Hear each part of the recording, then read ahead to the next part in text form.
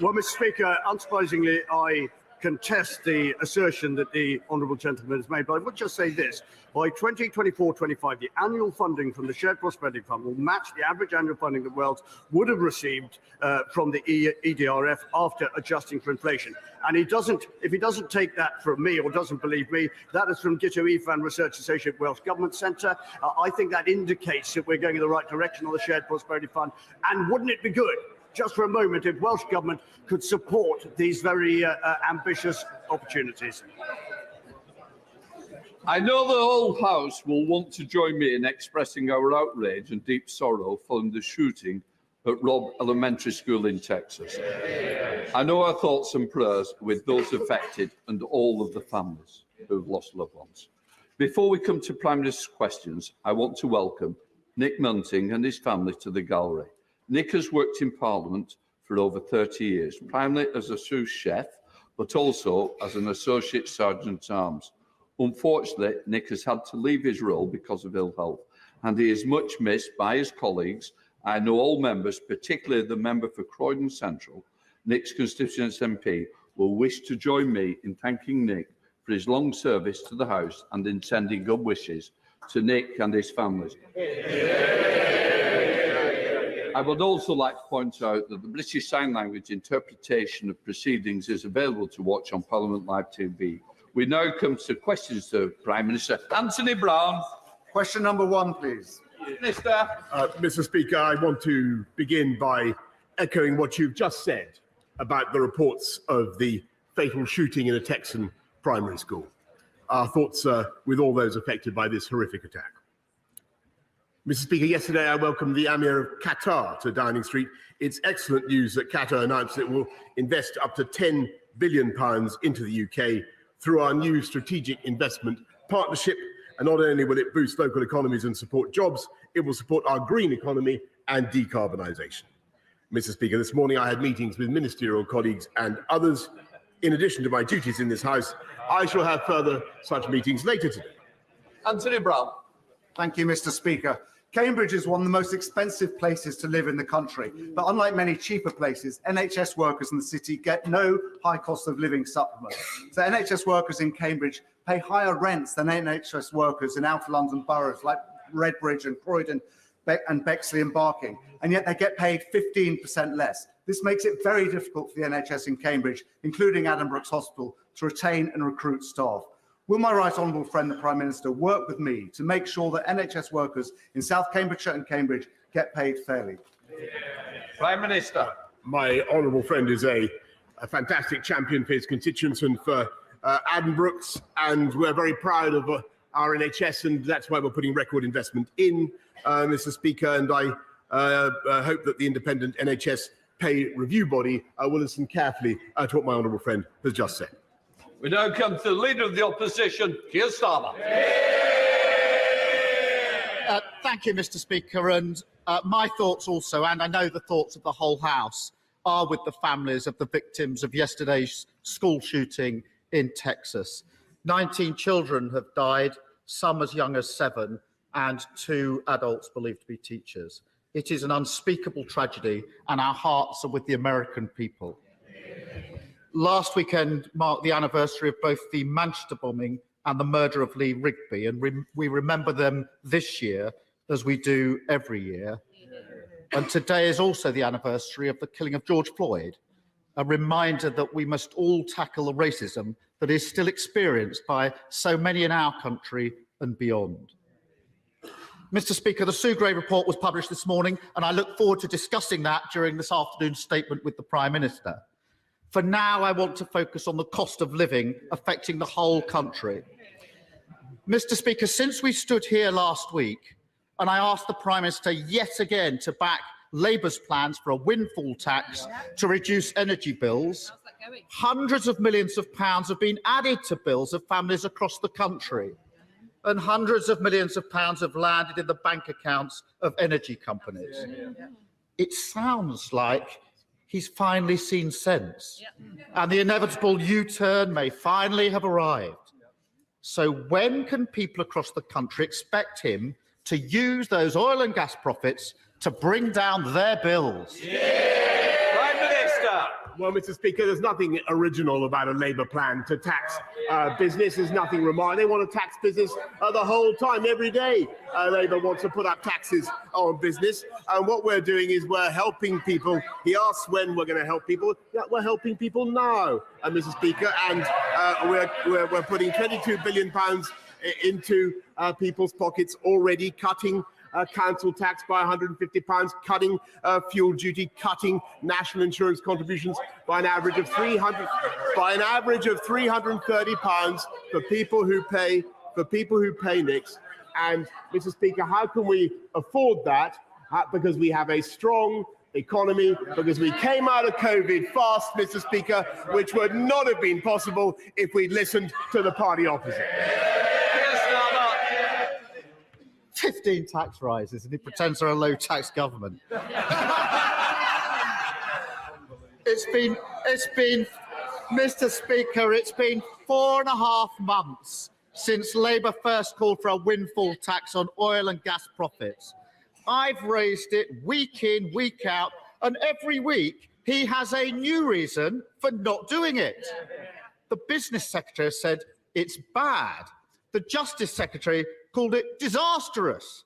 Even this weekend, the Health Secretary and the Northern Ireland Secretary opposed it.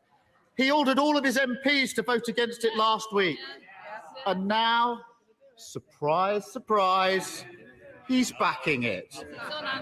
Prime Minister, I'm told that hindsight is a wonderful thing.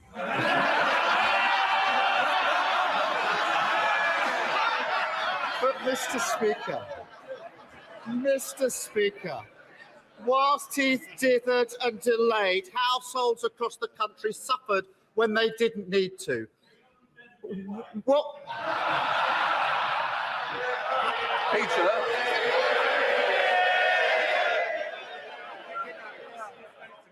Mr. Bone, a man who always wants to catch my eye is not going the best way to do so. Keir Starmer.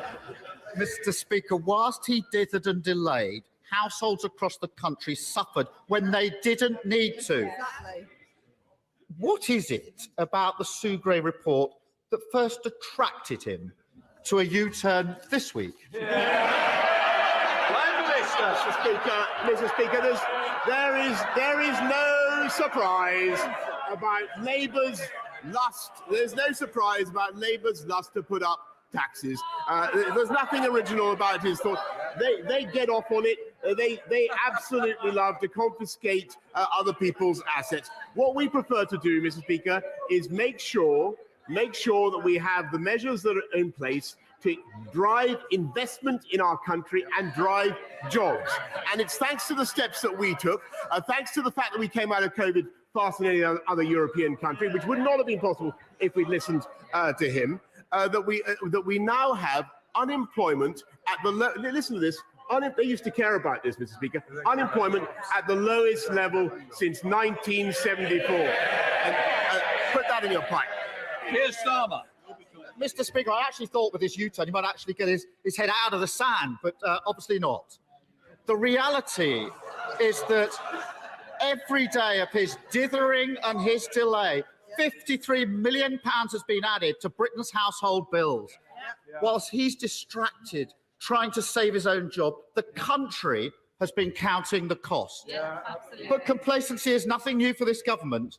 Back in October, the Chancellor delivered a mini-budget that has to be reread to be believed. Unbelievable. With inflation already climbing, he said that he understood people were concerned about it and the government was ready to act.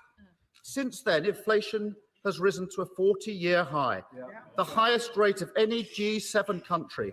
If the government was so ready to act 6 months ago, why hasn't it? But, Mr. Speaker, the government has acted, and my right honourable friend, the Chancellor, continues to act. This is the government that not only put in the living wage, Mr. Speaker, it was a Conservative institution, but we've now raised it by a record amount. We've raised it by £1,000, Mr. Speaker, a record amount. We've helped families on universal credit have another £1,000, Mr. Speaker. Thanks to the measures, the £9.1 billion we've already put in to support people's costs of heating. We're abating the costs of fuel for people up and down the country. And of course, we're going to do more, Mr. Speaker. We're going to put our arms around the people of this country, just as we did throughout the COVID pandemic. But the reason we can do that is because we took the tough decisions to drive the fastest vaccine rollout in Europe, which wouldn't have been possible if you listened to him, Mr. Speaker. And that's why we have, and let me take another statistic, youth unemployment. They used to care about it. Youth unemployment at or near a record low. Mr. Speaker, it wasn't just the Chancellor back in September. The Prime Minister called fears about inflation unfounded. He was the last person to spot the cost of living crisis, just as he's the last person to back Labour's plan to help people through it. And Mr. Speaker, it wasn't just on inflation that they got it badly wrong.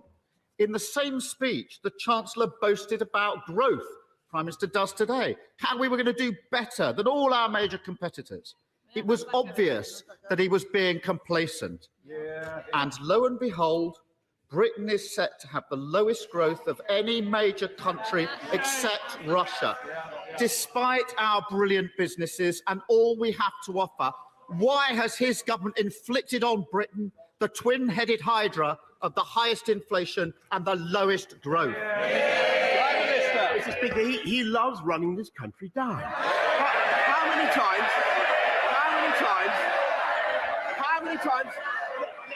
How many times did he come to this place? How many times did he come to this place and say that the United Kingdom had the highest COVID death rate in Europe? How many times? He was proved completely wrong. Did he ever apologise, Mr. Speaker? Absolutely not. Did he ever take it back? Absolutely not, Mr. Speaker. Actually, because of the steps we took last year, we had the fastest growth in the G7, and we will return to the fastest growth by 2024, 2025, thanks to the decisions that this government took, Mr. Speaker.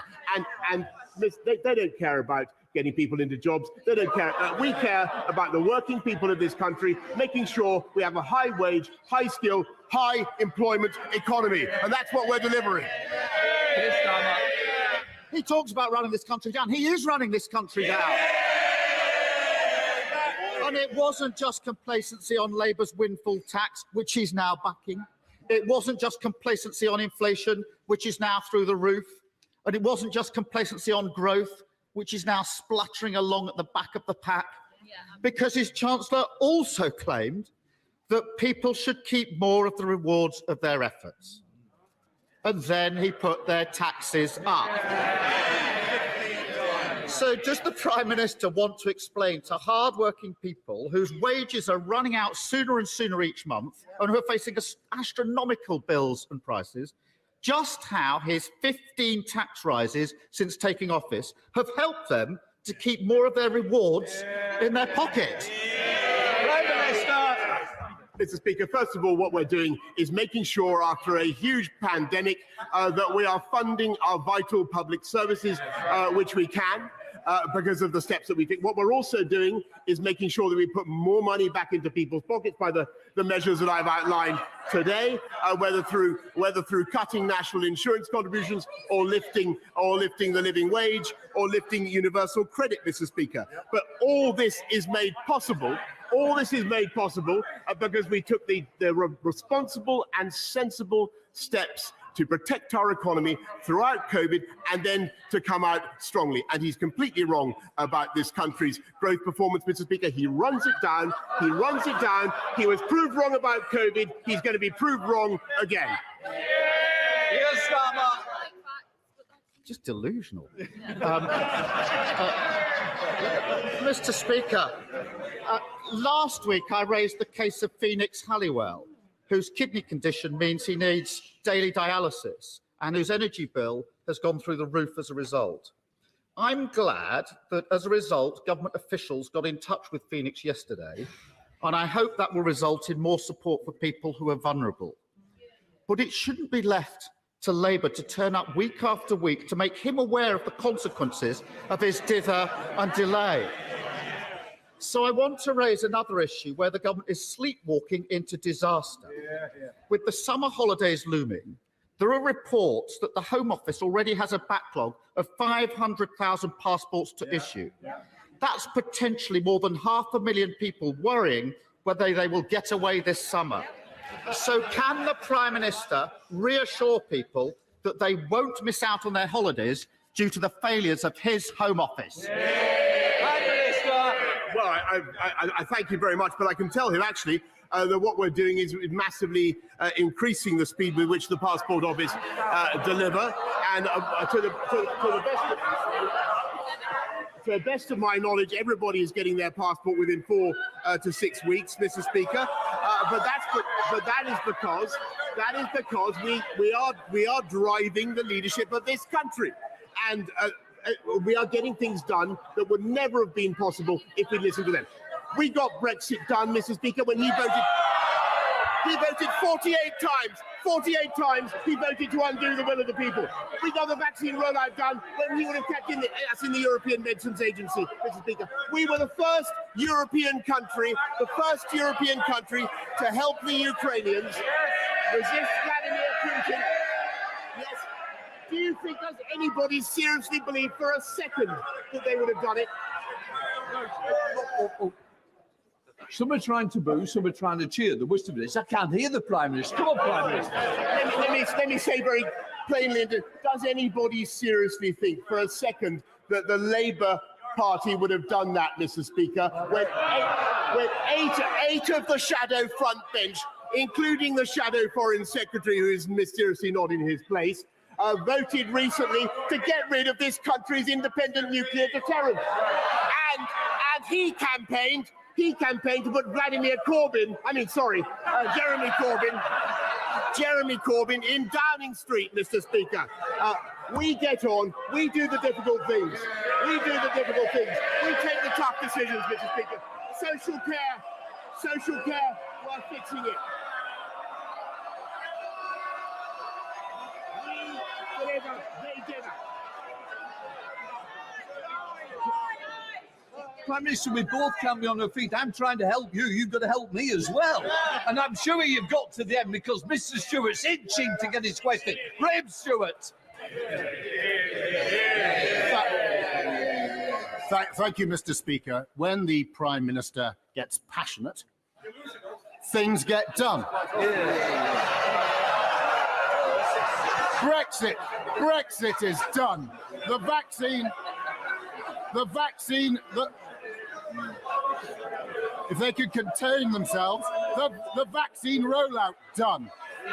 So will my right honourable friend personally intervene so that the immunocompromised, like my constituent Scott, can get access to British wonder drug, Busheld, and then they, not next winter, not next year, but now, so that they can enjoy this summer and enjoy their freedom just like the rest of us. Minister. Yes, Mr. Speaker, I know that my honourable friend has taken a keen interest in this for a while. Evusheld could potentially reduce the risk of infection, as he says. We've got to look at the available evidence before we can make a decision about whether it should be available. But I will make sure that the Department for Health and Social Care keep him updated on the progress we're making. We now come to Leader of the SNP, Ian Blackford. Thank you, Mr. Speaker. I want to join others today to express my deepest sorrow at the horrific events in Texas yesterday. 19 children and 2 teachers have needlessly lost their lives. Many of us in Scotland will be remembering the tragic events that took place in Dunblane 26 years ago. The thoughts and prayers of the SNP are with the families suffering today, but also our hope that lawmakers will finally act to bring the scourge of gun violence that plagues the United States to an end. Mr. Speaker, the reports that the Prime Minister and Downing Street's law-breaking have been damning. Empty bottles littering offices, rooms so crowded people were sitting on each other's laps, and security forced to intervene because the parties were so outrageous. At the centre was the Prime Minister orchestrating it, grabbing a glass for himself in order to toast the partygoers. For 8 months, we've heard every excuse under the sun. But now we've all seen the damning photo evidence. Well, people stayed at home to protect the NHS. The Prime Minister was engaging in drinking and debauchery that makes a mockery of the gut-wrenching sacrifices that each and every person made. Will the Prime Minister now take the opportunity and resign? Prime Minister.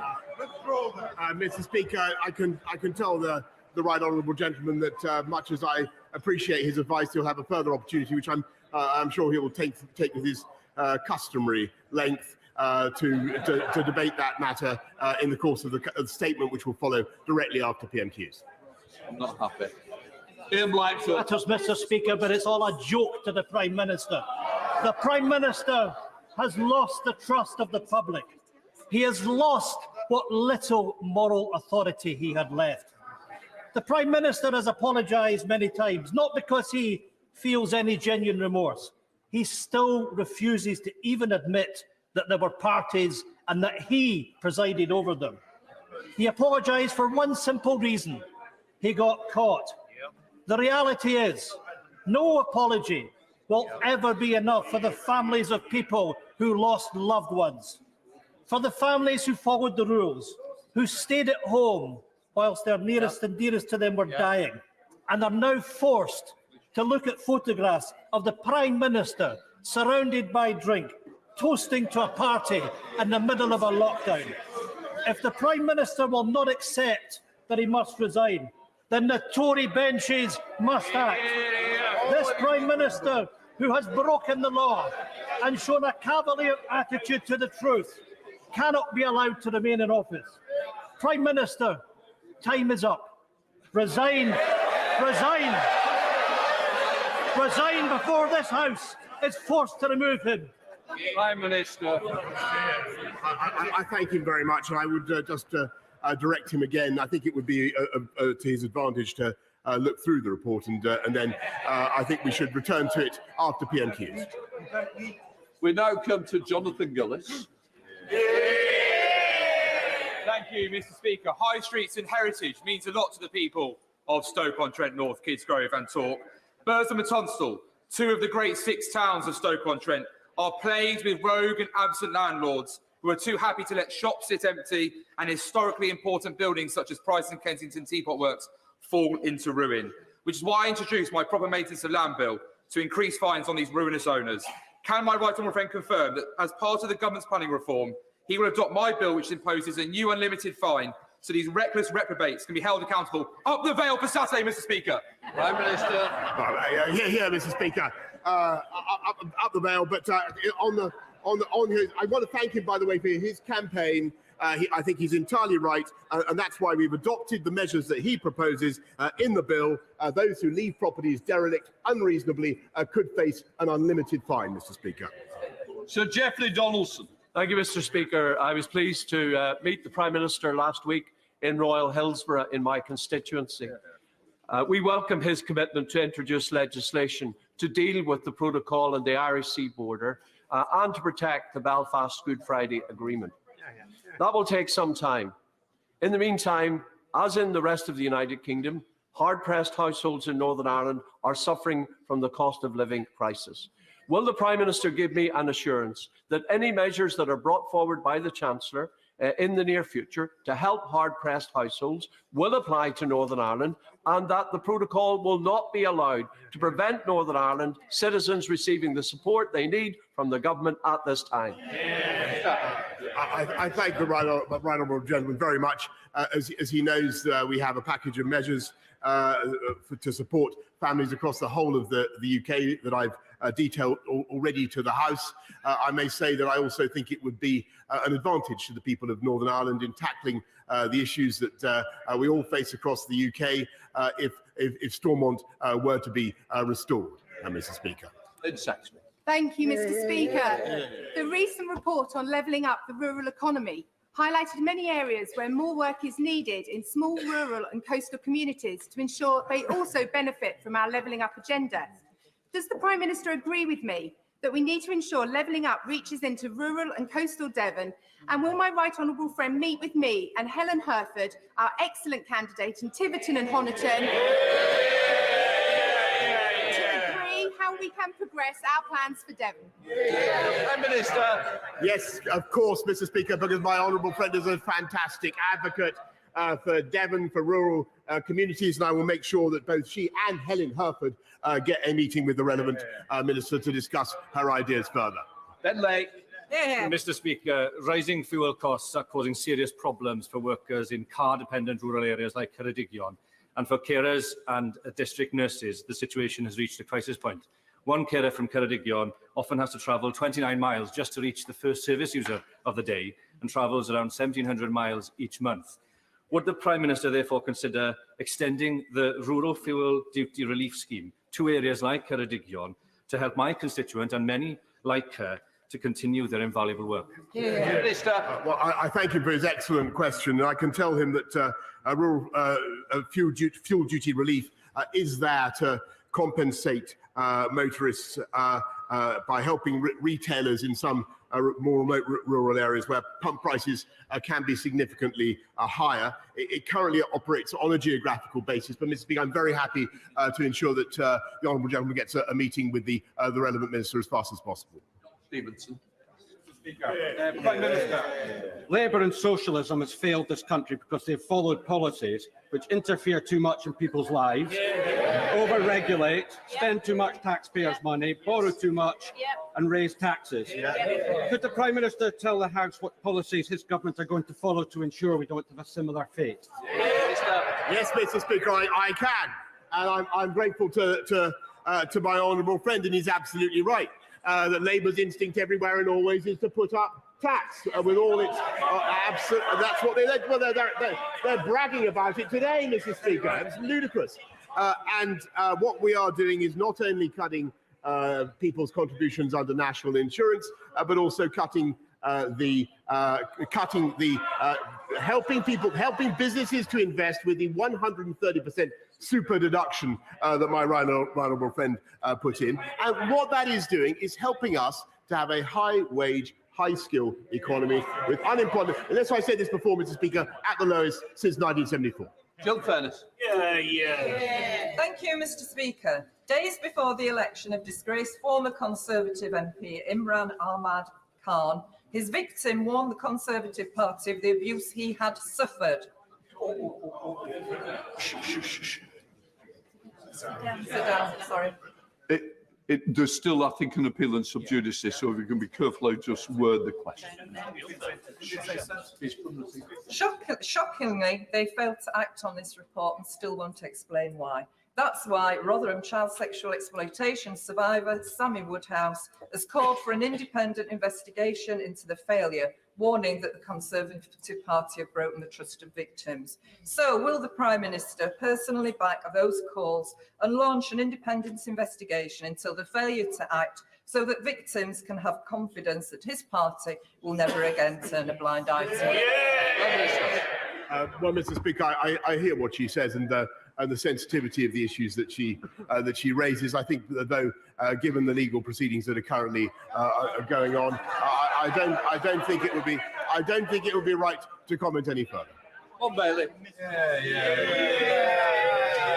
Thank you, Mr. Speaker. While the politics of politics often gets all the attention, back in the real world, millions of parents are being held back by issues with childcare schemes that have been a muddle over governments of all political colours, and I declare a quite obvious interest. The taxpayer is spending 5 to 6 billion quid a year. We have some of the highest costs in the world during a cost of living squeeze, and Stroud parents and early years educators are really stuck with the bureaucracy. I know my right honourable friend has personally asked ministers to investigate options to reduce the cost of childcare.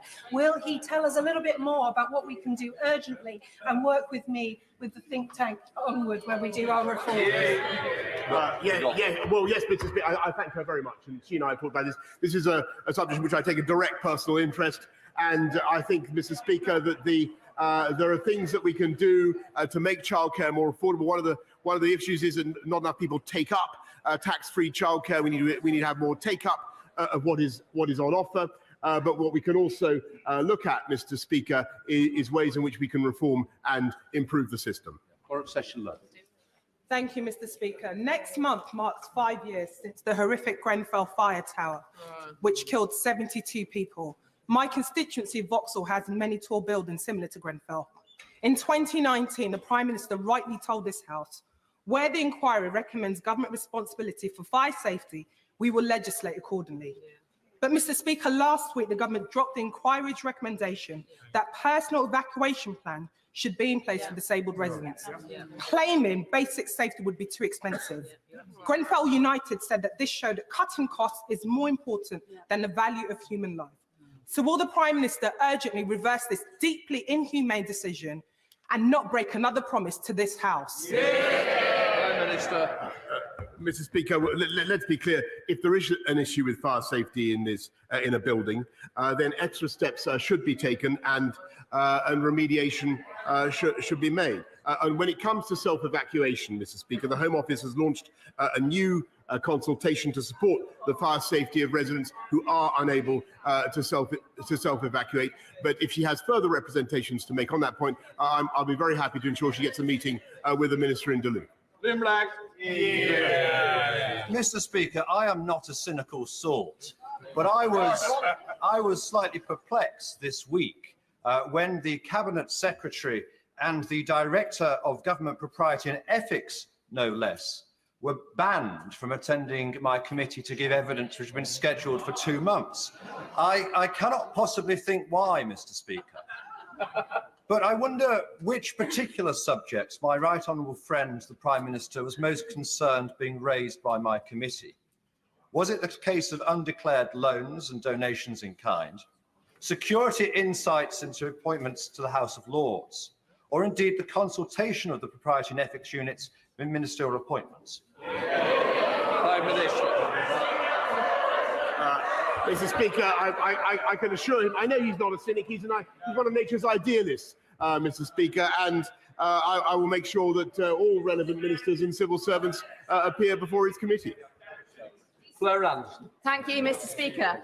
The Prime Minister is leading a long queue of Conservatives MPs lining up to show how out of touch they are. Bills are rising, people are struggling. A quarter of people in work in Putney earn less than the London living wage. They don't need to be told how to budget better, to learn how to cook, to buy value food. They already are. When will the Prime Minister get a grip on this crisis, and when will he bring in the windfall tax? Mr. Speaker, what we're doing for the people of Putney and the people throughout this country is making sure that we invest now in protecting them, as I've said to the House and I've said repeatedly, not just with the increases in universal credit or in the living wage, in the warm homes discount, in cutting fuel bills, but also, of course, with the £330 cut in NICs, Mr. Speaker.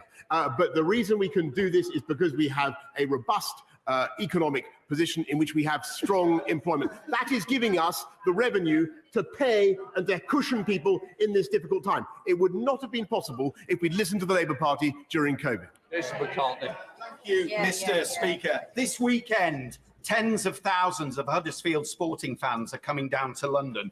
On Saturday, Huddersfield Giants are in their first Rugby League Challenge Cup final for over a decade. And on Sunday, it's Huddersfield Town in the Championship playoff final for a place in the Premier League. Will the Prime Minister, as well as wishing the best of luck to both Huddersfield teams, agree with me that the best way that Labour-run Kirklees Council can honour the sporting tradition of Huddersfield is following through with their pledge to house the new National Rugby League Museum in Huddersfield, in the birthplace, the George Hotel, and not pull out of that deal as they've indicated they want to do so? Prime Minister. Is that the Labour Council pulling out of their deal? Well, Mr. Speaker, I'm not surprised.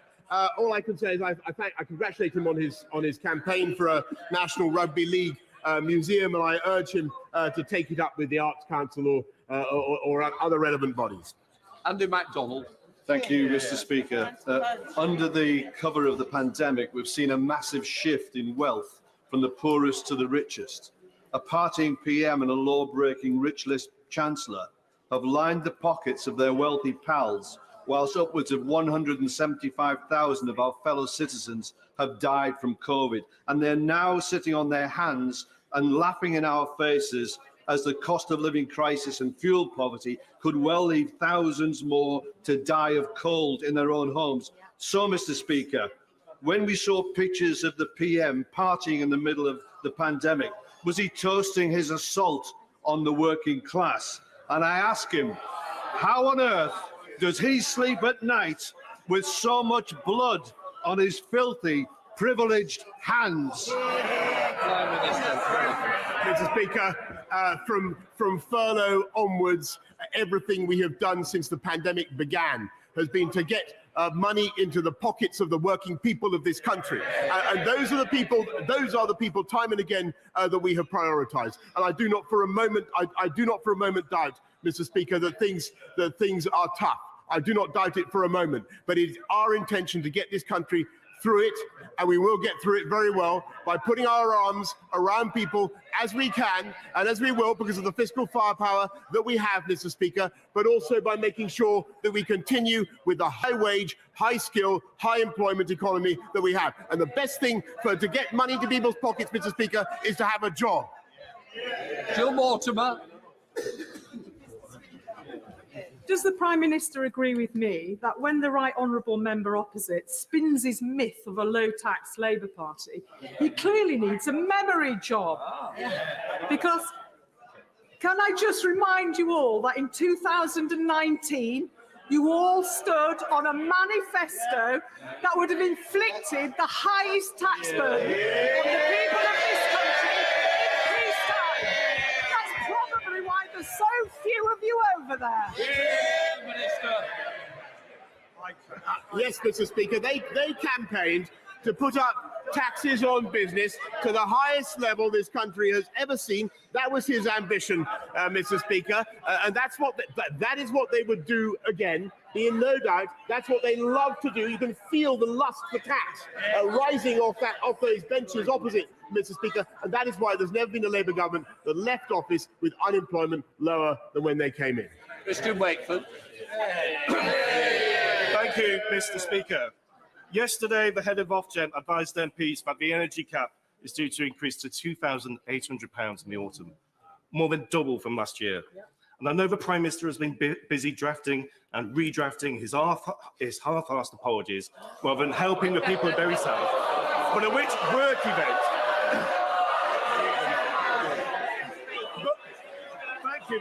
But at which work event did he realise Labour's call was the right thing to do, considering he and his party voted against it last week?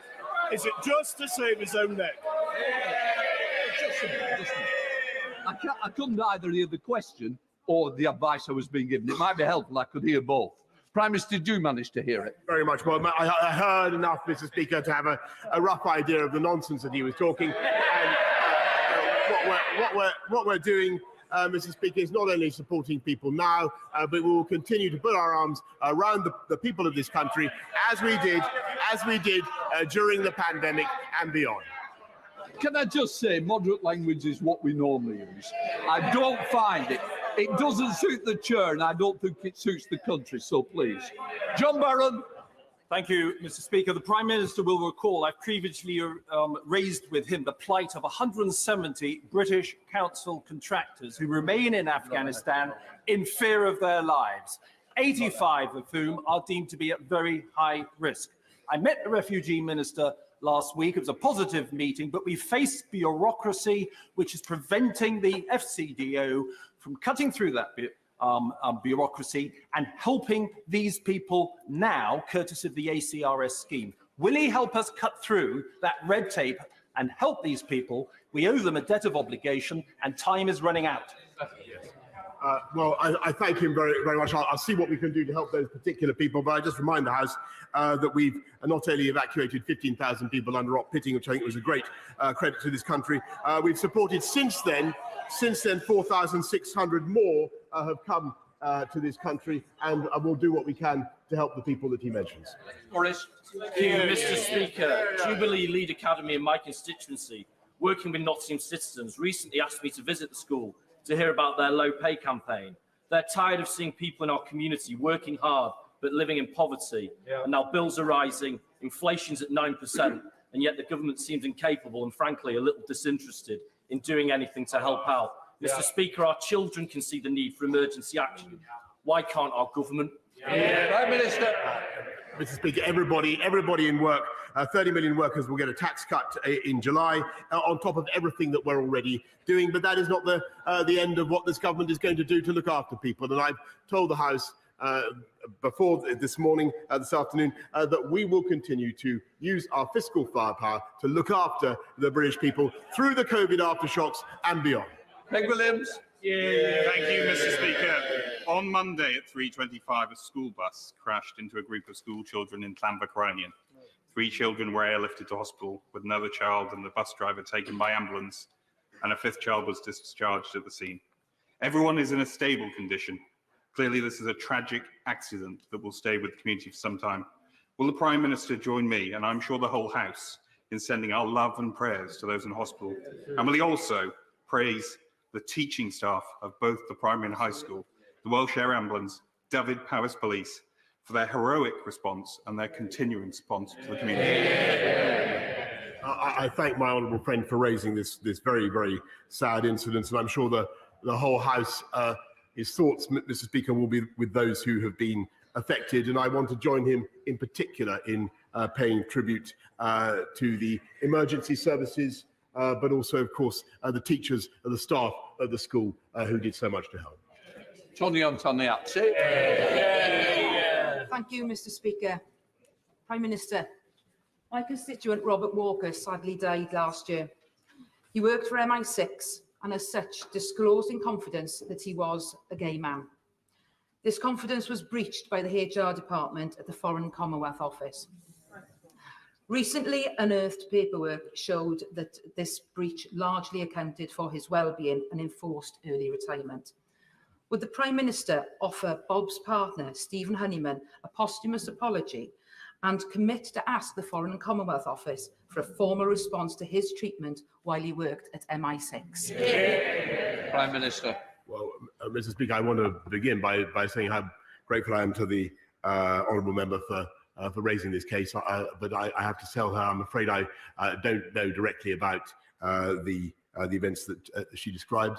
What she says is very concerning. I'll make sure that she gets a meeting with the relevant minister as soon as possible. That ends Prime Minister's questions. For those who wish to leave.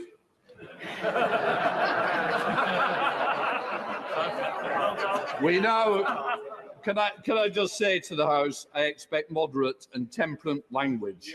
As we come to the statement, Prime Minister. Thank you, Mr. Speaker.